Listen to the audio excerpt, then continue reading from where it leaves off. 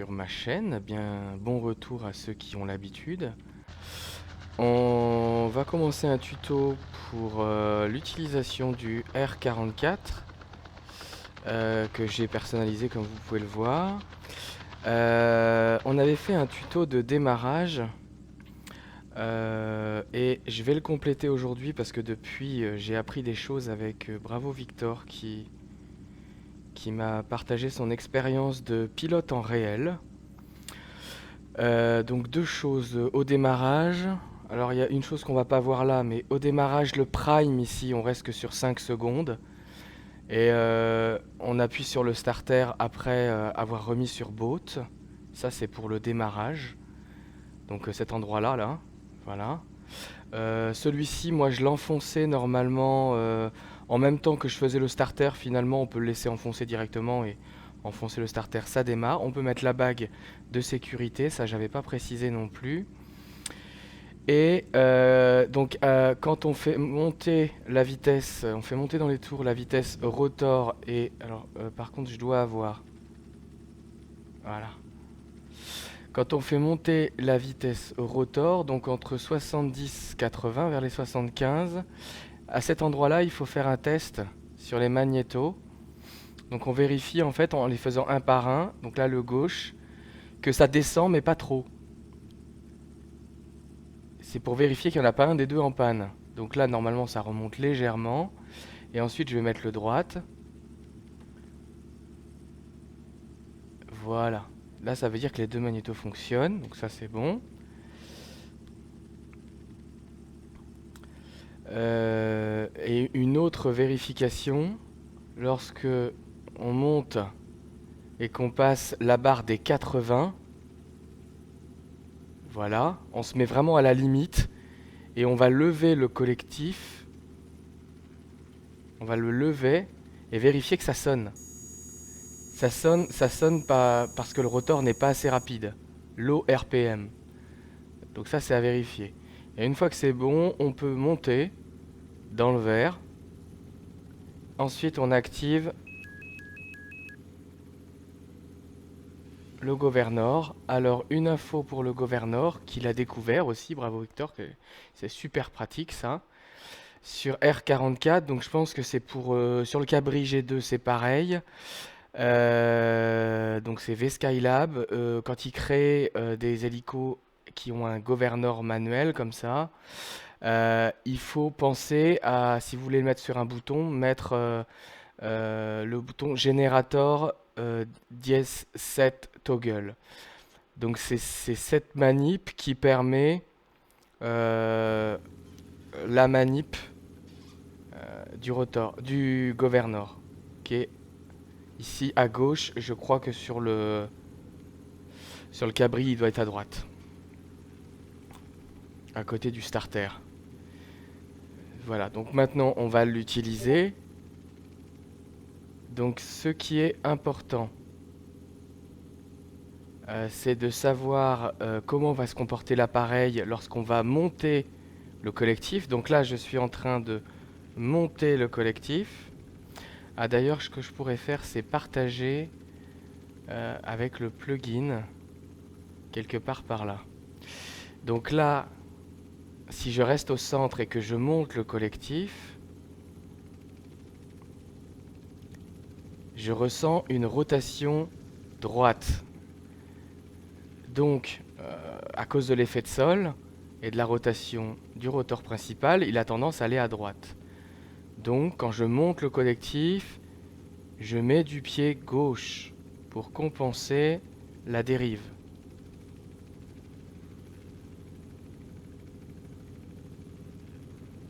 Et volontairement, là, je bouge pas, voilà.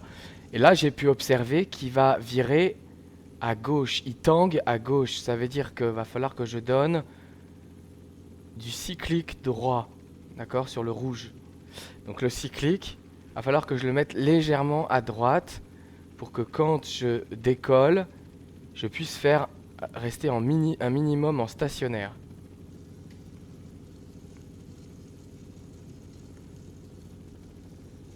Voilà. Et il a tendance à avancer.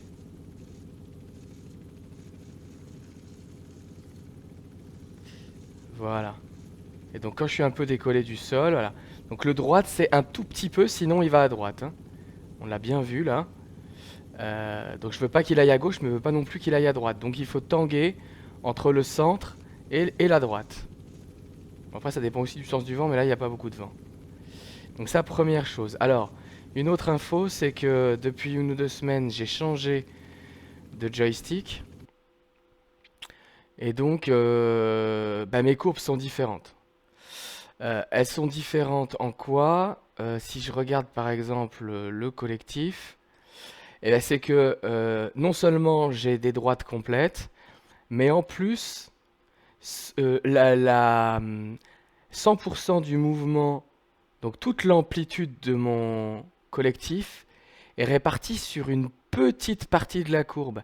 C'est ce qui augmente la sensibilité dont on a besoin. C'est ce qui augmente la sensibilité par rapport à X-Plane et du coup, et surtout la précision, et ça nous permet bah, des mouvements beaucoup plus jolis avec un réglage ici tout à zéro. Là maintenant je mets tout à 0%, même dans les réponses des commandes, je laisse tout à 0%, je veux tout au neutre. Voilà. Donc ça je précise. Donc toutes mes courbes sont comme ça, hein. Le pitch, le roll, toutes les courbes sont comme ça. Donc ça c'est un Puma, un Pro Flight Trainer. Voilà. C'est important aussi de prendre ça en compte. Donc je décolle, toujours avec du pied gauche. Voilà. Et après je peux prendre un point de repère, par exemple. On va aller par là et on va essayer de pas trop avancer, pas trop reculer, pas trop aller à gauche, pas trop aller à droite, et en évitant de trop monter ou trop descendre. Ça veut dire qu'il ne faut pas toucher le sol, mais il ne faut pas non plus sortir de l'effet de sol. Et là, j'essaye de maîtriser le stationnaire avec le R44. Alors c'est toujours pas un stationnaire hyper pointu, mais on arrive quand même à faire du surplace et quand on maîtrise ça, on peut choisir le point d'atterrissage sans vraiment de difficulté. Donc si je compense un peu trop longtemps à droite, je fais une translation droite. Donc faut pas que j'y reste trop longtemps, que je revienne au neutre assez souvent. Voilà. Donc là voilà, on fait un stationnaire, on est tranquille. On a un petit peu avancé, mais ça va. Là on est en train de reculer. Donc voilà pour le stationnaire. Après, on peut essayer de se déplacer. Alors moi je maîtrise pas encore bien les translations droites, les rotations bien propres. J'arrive à en faire, mais c'est encore, il y a encore des choses à apprendre. Donc là, je rattrape la voie de circulation taxi. Voilà, vous voyez, c'est beaucoup plus propre que les vidéos que j'ai pu faire avant. Quand on est équipé et qu'on prend son temps, on a vraiment quelque chose de beaucoup plus fluide. Bon, désolé si la vidéo est un petit peu longue. On est déjà rendu presque à 10 minutes, mais bon. Euh, voilà, je pense que ça peut intéresser pas mal de monde pour arriver à faire des jolis mouvements en hélicoptère et sur un modèle comme ça, R44, qui est vraiment sensible à plein de choses et qui dérive très très vite.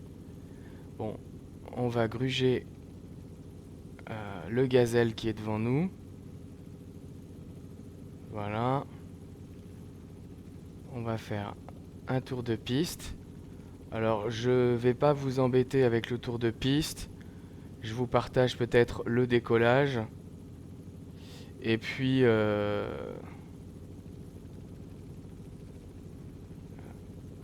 donc là, je commence à mettre mon pied quasiment à zéro quand je suis dans l'accélération. Et puis après, quand j'ai de l'accrochage, je peux monter sans difficulté. Donc là, je viens de faire le tour de piste. Je fais mon angle droit, même en demi-tour pour reprendre l'alignement de la piste. J'étais à 500 pieds, là ça descend un petit peu. J'ai baissé mon collectif. Je vais voir pour me mettre en alignement. Donc là, je baisse du collectif. Je tire mon cyclique pour descendre jusqu'à 40. Mais je m'interdis de descendre en dessous de 40 tant que je ne suis pas arrivé avec l'effet de sol. Donc à 10 ou 20 pieds du sol. Et là, je fais attention au niveau du pied, vu que j'ai baissé mon collectif, c'est l'inverse, il a tendance à tirer, il va avoir tendance à tirer de l'autre côté, voilà. Donc là, je suis encore assez rapide, on est à 50. Là, on est proche du sol, on peut se permettre de descendre en dessous de 40 maintenant. Voilà. Et on gère le collectif pour ne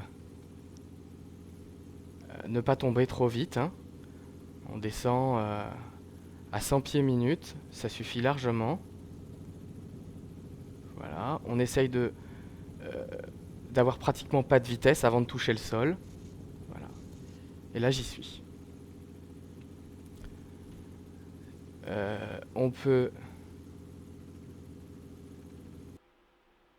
le voir de l'extérieur.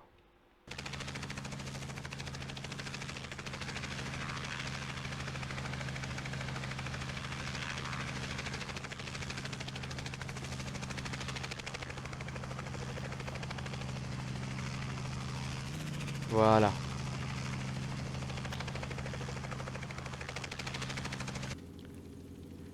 Maintenant, on va repartir. Cette fois-ci, on va essayer de faire un atterrissage en DZ. Je décolle un petit peu du sol, puis je penche en avant légèrement, j'augmente mon collectif, je penche un peu plus intensément, jusqu'à atteindre les 40 nœuds qui vont me permettre d'accrocher. Là, j'accroche, je lève le nez, je baisse mon collectif. C'est important de pas dépasser les 20 PSI en pression pour le moteur, éviter de le cramer, hein. Quand on reste trop longtemps dans le jaune et encore pire dans le rouge, ça fait péter le moteur. Ouh là, j'ai repenché en regardant de plus près le cadran. Voilà. Donc on a un bateau là-bas. Alors on va essayer d'arriver derrière le bateau, donc on va faire un arrondi. Là aussi, c'est peut-être une partie que je vais couper. Voilà, donc là on approche du bateau, on approche à 60, c'est largement suffisant. Attention quand on arrive en dessous de 40, parce que là avec une DZ, on n'a pas le choix que de se risquer au vortex. Donc on reste proche de 0, un tout petit peu en dessous pour perdre de l'altitude. Voilà, là je suis à 30 nœuds. Hop. Et je suis assez proche du 0. Donc j'évite de m'en écarter un petit peu trop au niveau de la perte d'altitude. Je suis généreux en collectif pour éviter la chute, pour éviter le vortex. Donc il faut éviter d'aller en dessous les 300 pieds minute. Donc là je suis à peu près à 200, 300 à peu près, donc ça c'est pas mal. Hop, je tire un peu en arrière parce qu'il avance trop près du bateau. Je remets du collectif parce qu'il a tendance à perdre un peu trop d'altitude. Je peux en mettre et en renlever un petit peu à chaque fois pour quand même perdre l'altitude dont j'ai besoin pour arriver sur la drop zone. Alors il est assez compliqué celui-ci parce que au niveau des pieds il est pas vitré, donc on voit pas bien là où on va. Donc il faut être patient, il faut faire quelque chose de propre et il faut être patient quoi. Hop, voilà. Là j'ai un peu trop reculé. J'avance, je recule. Ouais, c'est pas évident, hein. Il est difficile à manœuvrer celui-là. Voilà.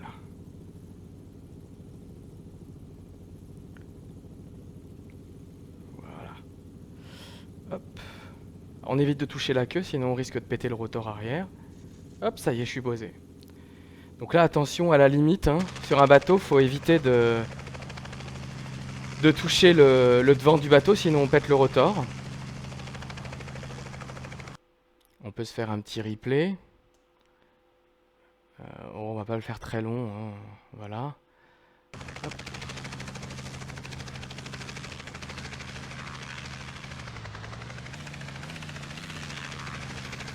Donc là on voit que ça tangue pas mal hein, dès que je recule. Alors quand on sent un peu qu'on tire trop vers l'arrière, on repousse un peu le cyclique. Faut toujours anticiper les mouvements, sinon il tangue de plus en plus et c'est ingérable. Hop. Voilà, hop, j'ai tiré. Et avant de reculer, j'ai réavancé un petit peu et ainsi de suite. Hop. Alors c'est pas hyper parfait, mais au moins je casse pas l'appareil. Et ça secoue pas trop à l'intérieur. Allez, on va décoller de nouveau. Je vais de nouveau arrêter la vidéo. Le temps d'arriver à la sécurité civile. Et puis je vous remettrai l'arrivée. Donc là, je suis en approche de la piste. Je vais profiter de la piste pour perdre de l'altitude avec de la vitesse. De façon à ce que quand je vais arriver sur l'hélipad de la sécurité civile, je sois vers les 40-50 nœuds. Et là, je suis assez rapide. Ça me permet de mettre en position d'effet de sol. Tirer le cyclique pour perdre de la vitesse, baisser le collectif en même temps, essayer de pas trop prendre d'altitude quand même. Voilà, là je suis à 50, c'est parfait. J'ai même freiné trop vite. On va aller au bout de la piste. Et on va faire un virage à droite au-dessus de la pelouse pour rejoindre un hélipad de la sécurité civile. Donc là, tant qu'on est au-dessus de 40, hein, on peut même redécoller du sol, c'est pas très très grave.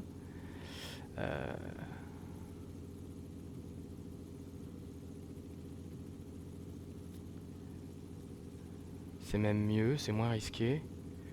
La toute vitesse au ras du sol, c'est déconseillé. Donc là, voilà, je perds pas d'altitude, j'en prends pas trop. Je fais mon virage à droite. Alors pour faire un virage à droite, il n'y a pas besoin d'être généreux sur le cyclique, hein. Il fait un virage à droite assez naturellement, enfin assez raide. Le virage à gauche, on le fait en étant sur le neutre pratiquement. Voilà, donc c'est toujours des petits mouvements, la fameuse pièce de 2 euros. Donc là, on a une approche, on profite de l'effet de sol, on est à 30 nœuds.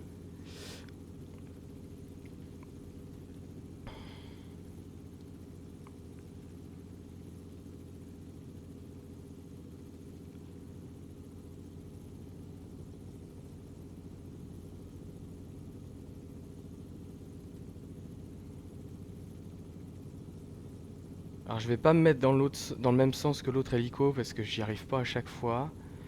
C'est un peu compliqué de faire un vol stationnaire et une rotation à 180 degrés. On va déjà essayer de se mettre dans le rond jaune, ça sera déjà pas mal. Waouh. Et voilà, on y est. Si on veut le voir de l'extérieur, basculer. Hop là. Oula, on est loin.